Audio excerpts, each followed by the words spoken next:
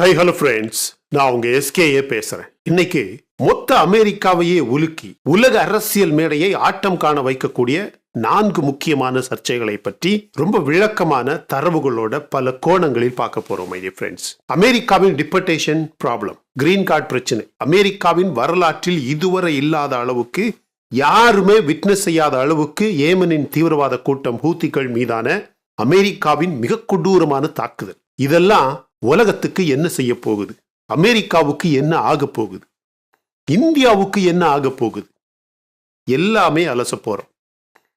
காசா முழுவதுமாக மீண்டும் இஸ்ரேலின் தாக்குதல் தொடங்கி இருக்கு. ஹாஸ்டேஜ் டீல் கேன்சல், எனவே போர் மீண்டும் தொடங்கிவிட்டது. 2 நாட்களில் 500க்கும் அதிகமான இறப்புகள். அமெரிக்காவின் டிபோர்டேஷன் பிரச்சனை சாதாரண பிரச்சனை கிடையாது மை ஃப்ரெண்ட்ஸ். அமெரிக்காவின் நீதித்துறையும் அரசும், அமெரிக்காவின் நீதிபதிகளும் ட்ரம்பும் மோதுறாங்க.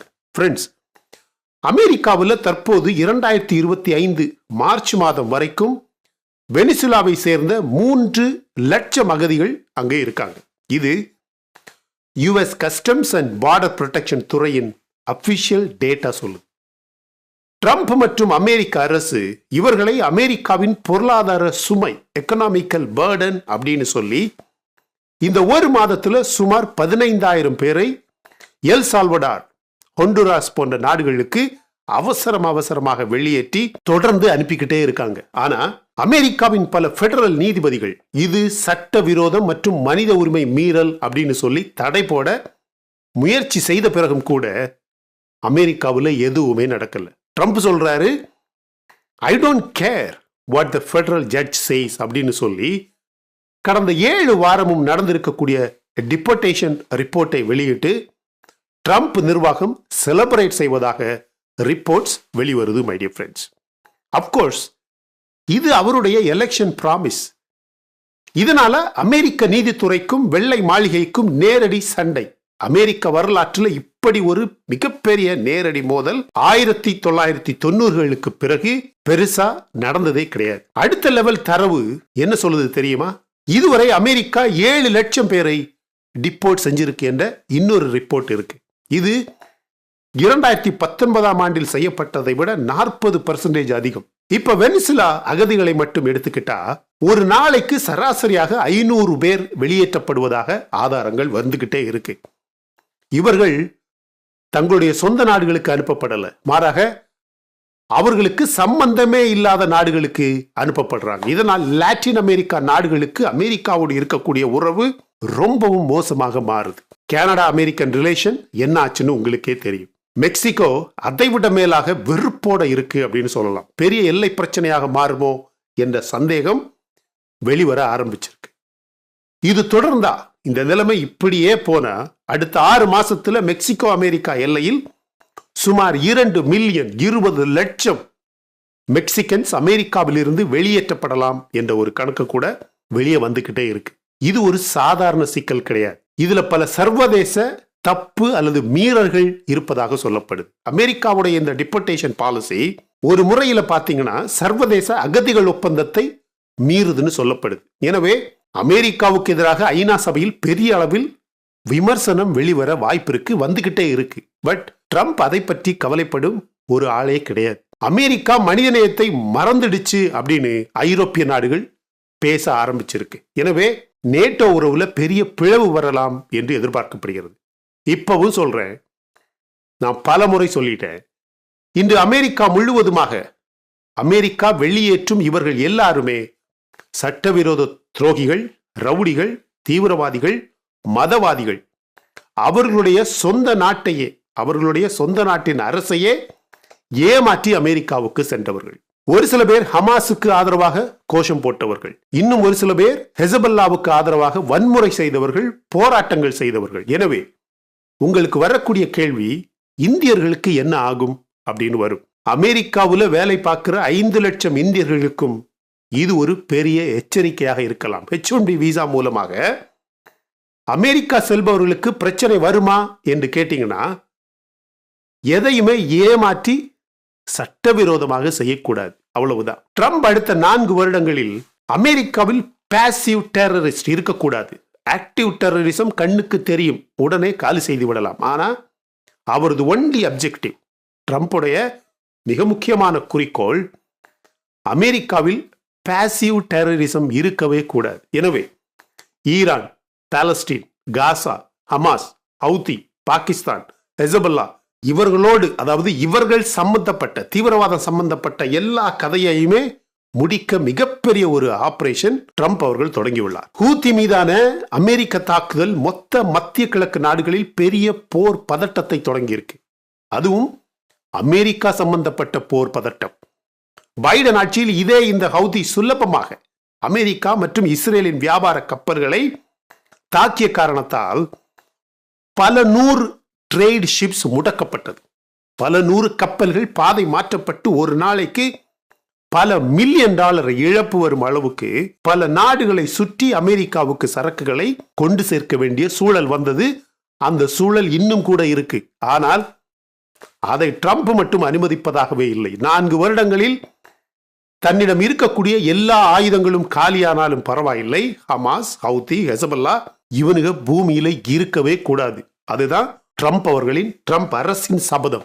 ஈரானுக்கு மிகப்பெரிய எச்சரிக்கை அனுப்பப்பட்டிருக்கு. அமெரிக்காவுடைய ஹவுதி மீதான விமான தாக்குதல் வரலாற்றில் இதுவரை இவ்வளவு வீரியமான ஒரு தாக்குதல் நடந்ததே கிடையாது. அமெரிக்காவின் எக்ஸ்டர்னல் செக்ரட்டரி மார்க்கோ ரூபியோ சொல்றாரு, இது அமெரிக்காவுக்கு மட்டுமல்ல, ஹவுதி, ஹமாஸ் இது மாதிரியான தீவிரவாதிகள் அழிவது மொத்த உலகத்துக்கே நல்லது அப்படின்னு சொல்றார்.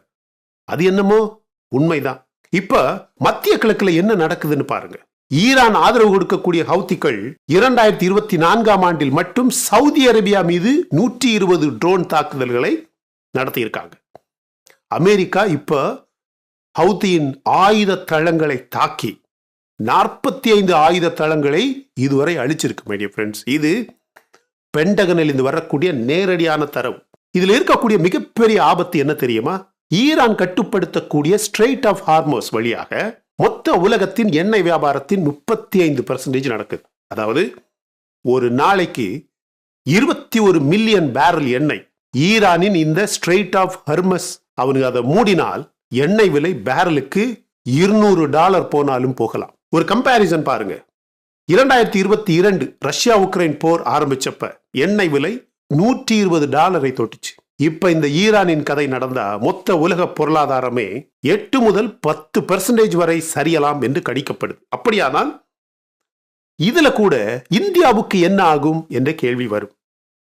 இந்தியா தன்னோட 88% எண்ணெயை இறக்குமதி பண்ணுது. இதுல 60% எண்ணெய் மத்திய கிழக்கு பகுதியிலிருந்து இந்தியாவுக்கு வருது. இதே இந்த எண்ணெய் பேரல் விலை ஒன்றுக்கு $150 ஆனா இந்தியாவுடைய இறக்குமதி செலவு வருஷத்துக்கு $300 பில்லியன் உயர வாய்ப்பு இருக்கு. இதனால பெட்ரோல் விலை இந்தியாவில் லிட்டருக்கு 150 முதல் 175 ரூபாயை தாண்ட வாய்ப்பு இருக்கு அப்படின்னு சொல்லப்படுது. இந்தியாவின் இன்ஃப்ளேஷன் 12 முதல் 15% அதிகரிக்கலாம். இந்திய பங்கு சந்தை 20% வரைக்கும் சரிய வாய்ப்பு இருக்கு அப்படின்னு கூட ஒரு கணிப்பு இருக்கு. அப்படியானால் உலக அளவுல என்ன ஆகலாம்? ஈரான் பதிலடி கொடுத்து சவுதியோட எண்ணெய் உற்பத்தியை தாக்கினால் சவுதி மட்டுமே ஒரு நாளைக்கு 11 மில்லியன் பேரல் எண்ணெய் உற்பத்தி பண்ணுது இன்னைக்கு. அது அப்ராக்சிமேட்லி 50% குறையுமானால் உலக அளவில் எரிசக்தி நெருக்கடி கண்டிப்பாக வரும், யாராலுமே தடுக்க முடியாது. சைனா, ஜப்பான், இந்தியா மாதிரியான நாடுகள் பெரிய பாதிப்புக்கு உள்ளாகும். இதனால அமெரிக்காவுக்கு எதிராக மத்திய கிழக்கு நாடுகள் ஒன்றாக இணைந்து ஓபிஇசி, ஓபெக்ல பெரிய மாற்றம் கொண்டு வர வாய்ப்பு இருக்கு.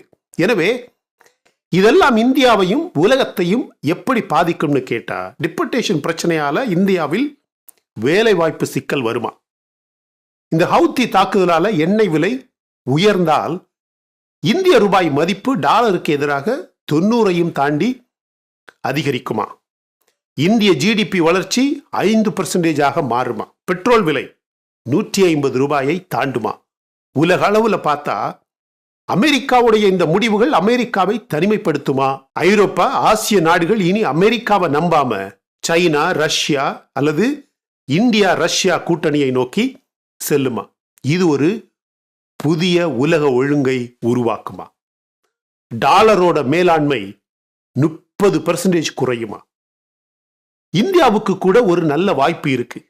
அமெரிக்காவுடைய இந்த சிச்சுவேஷனை, இந்த பிரச்சனையை பயன்படுத்தி ஐடி, எண்ணெய் இறக்குமதி, டெக் துறைகளில் மாற்று வழிகளை இந்தியா தேட அதிகமான வாய்ப்பு இருக்கு. ஆனா இதுக்கு இந்திய அரசு புத்திசாலித்தனமாக செயல்படணும். இல்லைன்னா பெரிய சிக்கல், பெரிய பின்னடைவு வர வாய்ப்பு இருக்கு. இது அமெரிக்காவுடைய லேண்ட் ஆஃப் ஆப்பர்ச்சுனிட்டின்னு சொல்ற பிம்பத்தை கண்டிப்பாக உடைக்கும்.